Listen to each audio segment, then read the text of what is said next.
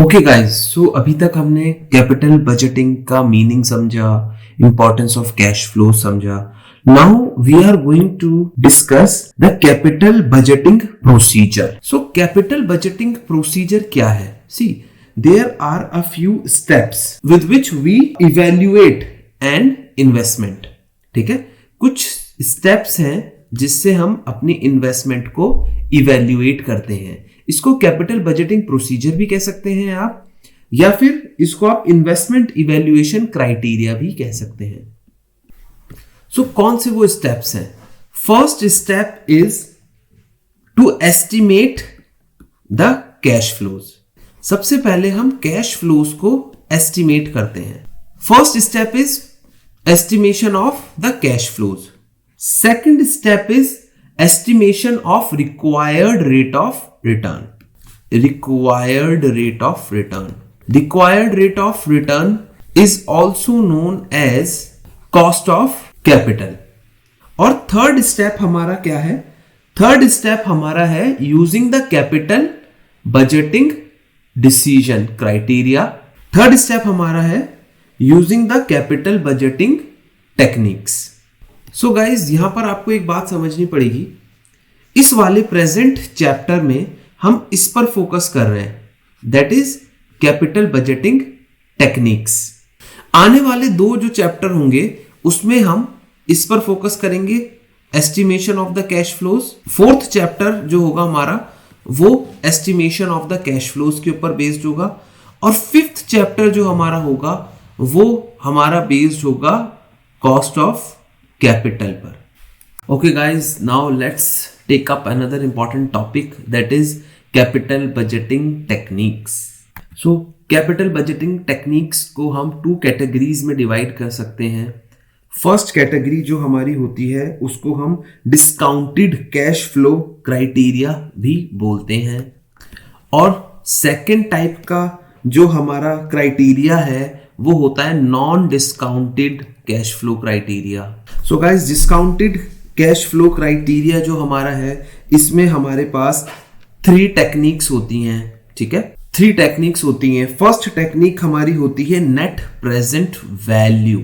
Net present value technique, जिसे हम NPV भी बोलते हैं शॉर्ट फॉर्म में. सेकंड हमारा होता है इंटरनल रेट ऑफ रिटर्न. इसको शॉर्ट फॉर्म में हम IRR भी बोलते हैं. और थर्ड इसमें जो टेक्निक होती है वो होती है प्रॉफिटेबिलिटी इंडेक्स. सो ये डिस्काउंटेड कैश फ्लो क्राइटेरिया की टेक्निक है. Second, non discounted cash flow criteria की हमारे पास 2 टेक्निक्स होती हैं. First is payback period approach, and second हमारी इसमें होती है accounting rate of return approach, जिसे हम ARR भी बोलते हैं. ओके गाइस, तो वन बाय वन हम इन सारे मेथड्स को पढ़ेंगे और इसके ऊपर क्वेश्चंस करेंगे. These discounted cash flow criteria या टेक्निक्स जो हैं ये सबसे ज्यादा इंपॉर्टेंट है. ठीक है, net present value, internal rate of return, profitability index. Non discounted cash flow criteria जो है ये वाला क्राइटेरिया ट्रेडिशनल क्राइटेरिया में आता है. सो डिस्काउंटेड कैश फ्लो टेक्निक्स वाला सबसे ज्यादा इंपॉर्टेंट है, बट ये सिंपल है non discounted cash flow criteria. तो पहले हम non discounted cash flow criteria को समझेंगे, उसके बाद हम डिस्काउंटेड कैश फ्लो क्राइटेरिया पर आएंगे. ओके गाइस, सो एक इंपॉर्टेंट बात जो आपको पता होनी चाहिए, that is discounted cash flow का जो हमारा कॉन्सेप्ट है वो टाइम वैल्यू ऑफ मनी को कंसीडर करता है. That means it's a true measure of investment profitability. Discounted cash flow criteria हमारा टाइम वैल्यू ऑफ मनी को कंसीडर करता है. सो ये मॉडर्न टेक्निक है. And non discounted cash flow criteria time value of money को consider नहीं करता है. सो टाइम वैल्यू ऑफ मनी जो है एक बहुत इंपॉर्टेंट कॉन्सेप्ट है फाइनेंस का. अगर आपको टाइम वैल्यू ऑफ मनी का कॉन्सेप्ट नहीं पता है तो आप मेरी सेकंड चैप्टर की वीडियोस में जाइए और वहां से आप बहुत अच्छे तरीके से टाइम वैल्यू ऑफ मनी के कॉन्सेप्ट को समझ सकते हैं. वहां मैंने आपको प्रैक्टिकल क्वेश्चंस भी कराए हैं और थ्योरेटिकल कॉन्सेप्ट्स भी समझाए। Guys, non discounted cash flow criteria को हम ट्रेडिशनल टेक्निक्स भी कहते हैं। ट्रेडिशनल टेक्निक्स और क्राइटेरिया, इसमें सबसे ज्यादा कॉमन जो है, जो हम पढ़ेंगे सबसे पहले, वो है पे बैक पीरियड अप्रोच। पे बैक पीरियड अप्रोच जो है वो सबसे सिंपल अप्रोच है। फॉर एग्जाम्पल, इन्वेस्टमेंट किया आपने कुछ, जिसमें आपने ₹1,00,000 लगा दिए। एक बिजनेस में आपने 1 लाख रुपीज लगा दिए और हर साल आपको 10,000 रुपए रेवेन्यू मिलता है। 10,000 रुपीज आपको एवरी ईयर मिलते हैं। तो आप बता दीजिए कि कितने साल में आपकी ये 1 लाख रुपए की इन्वेस्टमेंट आ जाएगी। तो बहुत आसान है, 1 लाख को हम डिवाइड कर देंगे 10,000 से। दैट मीन्स 10 ईयर्स में आपका जितना भी कैपिटल था 10 ईयर्स में वो आपके पास आ जाएगा। It is very very simple criteria. इसका फॉर्मूला क्या होता है? इसका फॉर्मूला बहुत ही सिंपल है, initial outflow divided by annual inflows. Initial outflows divided by annual inflow. Okay guys, so payback period में आप एक चीज नोटिस करना, जब एनुअल इनफ्लोज सेम होंगे तो ही आप ये वाला फॉर्मूला लगा सकते हो। अगर एनुअल इनफ्लोज सेम नहीं होंगे तो ये फॉर्मूला उस जगह नहीं लगेगा, फिर आपको थोड़ी सी कैलकुलेशन करनी पड़ेगी। सो एक क्वेश्चन करते हैं इसके ऊपर, उससे आपको बहुत अच्छे से समझ में आ जाएगा। ओके गाइस, तो ये दूसरा केस है जहां पर when annual cash flows are not equal. तो इसका एक हम एग्जांपल करते हैं। सपोज आपने 20,000 रुपीज किसी बिजनेस में लगाया, तो आपका कैश आउटफ्लो है ₹20,000 और इसके बाद आपको कुछ ईयर्स तक कैश इनफ्लो होगा जो इक्वल नहीं है। तो कैश इनफ्लोज जो इसके बाद आपको होंगे वो डिफरेंट है। फॉर एग्जाम्पल, फर्स्ट ईयर में आपको 8,000 रुपीज मिल रहे हैं, सेकेंड ईयर में आपको 6,000 रुपीज मिल रहे हैं, थर्ड ईयर में आपको 4,000 रुपीज मिल रहे हैं एंड फिफ्थ ईयर में आपको 2,000 रुपीज मिल रहे हैं। तो अब आपसे पूछा है कि आप बता दीजिए पे बैक पीरियड क्या है। इस क्वेश्चन को करने के लिए आपको एक छोटी सी टेबल बनानी पड़ेगी। ओके गाइस, सो मैंने एक छोटी सी टेबल बना दी है यहाँ पर, और यहाँ मैंने लिख भी दिया है कैलकुलेशन ऑफ पे बैक पीरियड। तो मेरे पास कितने ईयर्स हैं? 1 2 3 4 ईयर्स तक मुझे पैसा आना है। तो मैं यहाँ 4 लिख लेता हूँ, 1 2 3 एंड 4। और कितना कितना कैश इनफ्लोज मुझे होने वाला है उस ईयर में, एनुअल कैश फ्लोज मैं उसके सामने लिख लेता हूं, 8,000, 6,000, 4,000 एंड 2,000।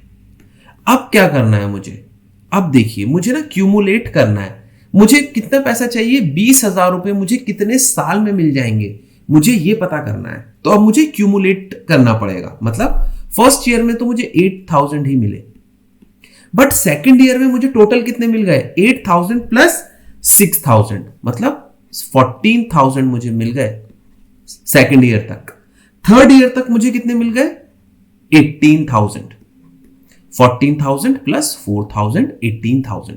फोर्थ ईयर तक मुझे मिल गए 18,000 प्लस 2,000, मतलब 20,000। इसका मतलब इसका पे बैक पीरियड कितना हो गया? 4 ईयर्स। मैंने 20,000 रुपीज लगाए थे और 20,000 रुपीज मिल गए हैं मुझे। तो जब भी आपको एनुअल कैश फ्लो सेम नहीं दिया जाएगा एवरी ईयर का, तो आपको एक छोटी सी टेबल बनानी पड़ेगी और उस टेबल से आप आसानी से कैलकुलेट कर सकते हैं। गाइज, एक क्वेश्चन इसके ऊपर करते हैं ताकि आपको और अच्छे से समझ में आए, क्योंकि कभी कभी ये भी हो सकता है कि फोर्थ ईयर में जाके 2,000 से ज्यादा आपको पैसे मिल जाते, तो ये 22,000 हो जाता, तो आप कैसे निकालते? तो एक क्वेश्चन करेंगे, उससे आपको बहुत अच्छे से समझ में आ जाएगा। Okay students, now let's do a question on payback period. A company requires an initial investment of ₹75,000। The estimated net cash flows are as follows.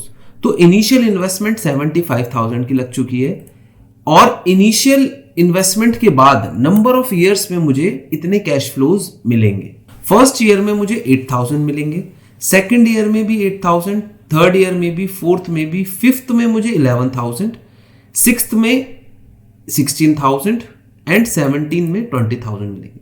Guys देखो, यहां पर ना कैश फ्लोज इक्वल नहीं है, डिफरेंट डिफरेंट कैश फ्लोज हैं, तो वो formula तो लग नहीं पाएगा। ठीक है, अब मुझे एक टेबल बनानी पड़ेगी और उसमें इसको कैलकुलेट करना पड़ेगा मुझे पे back period. Okay, so now let's do this question. Okay guys, तो मैंने एक छोटी सी टेबल बना दी है यहाँ पर, और अब मैं यहाँ पर कैश फ्लोज लिखूंगा और यहाँ पर cumulative cash flows. So zero मैंने लिख दिया है, जीरो का मतलब है प्रेजेंट। प्रेजेंट में मैं क्या कह रहा हूं कि 75,000 रुपीज मेरे पास से गए हैं, तो 75,000 रुपीज को मैं नेगेटिव टर्म में भी लिख सकता हूं। गाइस ये ऑप्शनल है, अगर आप ये लिखोगे तो भी सही है, नहीं लिखोगे तो भी सही है। मैंने लिख दिया है कि यहां ये सिग्निफाई कर रहा है 75,000 का आउटफ्लो हो गया। अब मैं नंबर ऑफ ईयर्स जैसे जैसे हैं उसके सामने वो लिखता रहूंगा जितना कैश फ्लोज मुझे हुआ है। ठीक है, जैसे फर्स्ट ईयर में मुझे 8,000 रुपीज का कैश फ्लो हुआ है, तो मैं पॉजिटिव लिखूंगा इसको। ठीक है, ऐसे ही मैं सारे कैश फ्लो लिख रहा हूं। ओके गाइस, तो मैंने यहां सारे कैश फ्लोज लिख लिए हैं। अब मुझे इसे क्यूमुलेट करना है, इन सारे कैश फ्लोज को क्यूमुलेट करना है। ठीक है, तो फर्स्ट तो मैं ऐसे ही छोड़ दूंगा, फर्स्ट में मुझे कुछ नहीं करना क्योंकि वो आउटफ्लो था। ईयर जीरो में मुझे कुछ नहीं करना, वो आउटफ्लो था, तो मैं उसको ऐसे ही छोड़ दूंगा। ईयर 1 में मुझे 8,000 मिले थे, तो 8,000 में लिख दूंगा। ईयर 2 में कितने हो जाएंगे, 8,000 प्लस 6,000, ये वाले 8,000 प्लस 6,000 कितने हो जाएंगे। सॉरी गाइस, ये 6,000 नहीं था, ये 8,000 था। अभी मैंने क्वेश्चन देखा है, गलती से 6,000 हो गया था। तो 8,000 प्लस 8,000 मतलब सेकंड ईयर में 16,000, थर्ड ईयर में 16,000 plus 8,000 that is 24,000, fourth year में 24,000 plus 8,000 means 32,000, then 32,000 plus 11,000 that is 43,000, then 43,000 plus 16,000 that is 59,000, 59,000 plus 20,000 that is 79,000। अब आप एक चीज नोटिस करेंगे कि मेरे पास है आउटफ्लो तो 75,000 का हुआ था, बट मुझे 79,000 तक तो मिल रहा है, बीच में 75,000 तो चला गया। अब मुझे कैसे पता चलेगा गाइज, अब आपको एक छोटी सी कैलकुलेशन करनी पड़ेगी। जितना आपको रिक्वायर्ड था, आपको 75,000 रिक्वायर्ड था, बट 7 ईयर में आपको 79,000 हो गया, तो 75 से तो आगे निकल गया। तो पे बैक पीरियड मेथड इसमें कैलकुलेट कैसे होगा, इसके लिए आपको एक छोटी सी कैलकुलेशन करनी पड़ेगी। तो आप कैलकुलेशन कैसे करेंगे, सबसे पहले आप लिखेंगे नंबर ऑफ ईयर्स जहां तक आप पहुंच चुके हो अभी तक, मतलब first, second, third, fourth, fifth, sixth year तक आपको कितना पैसा मिल गया था, 59,000। अब 59,000 और 79,000 के बीच में जो नंबर है मतलब 75,000, हमें इतना पता करना था। तो सिक्स्थ ईयर तक तो पक्का पता है कि 6 साल से तो ऊपर ऊपर लगेंगे। ठीक है, 6 साल से तो ऊपर ऊपर लगेंगे, तो मैं 6 लिख लेता हूं यहां पर, 6 प्लस मुझे रिक्वायरमेंट कितनी थी, मुझे 75,000 तक जानना था कितने साल में हो जाएगा, बट आपने तो 79,000 तक बता दिया, तो मुझे 75,000 तक की रिक्वायरमेंट थी, तो मैं लिख दूंगा 75,000 माइनस 75,000 की रिक्वायरमेंट थी, और सिक्स्थ ईयर में मतलब मुझे कितना पैसा मिल गया था, 59,000। तो 59,000 में माइनस कर दूंगा इसमें से, दैट मीन्स 59,000 मैं माइनस कर दूंगा। क्यों, क्योंकि 75,000 में से 59,000 माइनस कर दूंगा तो मुझे पता चल जाएगा कि 59,000 के बाद मुझे कितने पैसों की और जरूरत थी। 75,000 माइनस 59,000 डिवाइडेड बाय इन दोनों के बीच का गैप कितना है, 79,000 माइनस 59,000, इन दोनों के बीच का गैप मुझे लिखना पड़ेगा नीचे, that is 20,000। 79,000 minus 59,000। So guys कुछ भी नहीं है, बहुत ही आसान है, बस आपको थोड़ा सा लॉजिक लगाना है। देखो 59,000 तक तो मुझे मिल ही गया सिक्स्थ ईयर में, तो मैंने 6 यहां लिख दिया, प्लस मुझे चाहिए था 75,000, तो मैं देखूंगा 75,000 मुझे चाहिए था और सिक्स्थ ईयर में मुझे 59,000 मिल गया, तो बीच का डिफरेंस जो होगा वो मेरा ऊपर आ जाएगा न्यूमरेटर में, और 59,000 और नेक्स्ट ईयर जो जितना मुझे मिल रहा है दैट इज 79,000, उसके बीच का जो डिफरेंस है वो मैं नीचे लिख दूंगा। बस अब मुझे ये कैलकुलेशन करनी है और मेरा नंबर ऑफ ईयर्स आ जाएगा, मतलब पे बैक पीरियड मेरा आ जाएगा। तो इसकी आप कैलकुलेशन करोगे तो ये आएगा 6 प्लस इसकी कैलकुलेशन आप करेंगे तो आएगा 0.80, दैट इज 6.80। यही आपका क्या हो जाएगा, पे back period. I hope you all have understood this concept guys. यहां मैंने ये क्वेश्चन आपको कराया है, बट आप मेरी वेबसाइट पर जाइएगा www.effortlesscommerceclasses.com। वहां मैंने बहुत सारे क्वेश्चंस आपकी प्रैक्टिस के लिए ऑलरेडी रखे हुए हैं, ठीक है। आप वेबसाइट्स पर जाइएगा, नोट्स के सेक्शन में आपको कैपिटल बजटिंग के क्वेश्चंस मिल जाएंगे और आप लोग वहां जाके पे बैक पीरियड मेथड के क्वेश्चंस निकाल के उसकी प्रैक्टिस करिएगा और उसके साथ आपको वहां पर सॉल्यूशंस भी मिल जाएंगे ताकि आप अच्छे से देख सकें कि ये आंसर कैसे आया है। I hope you all have understood it. Thank you.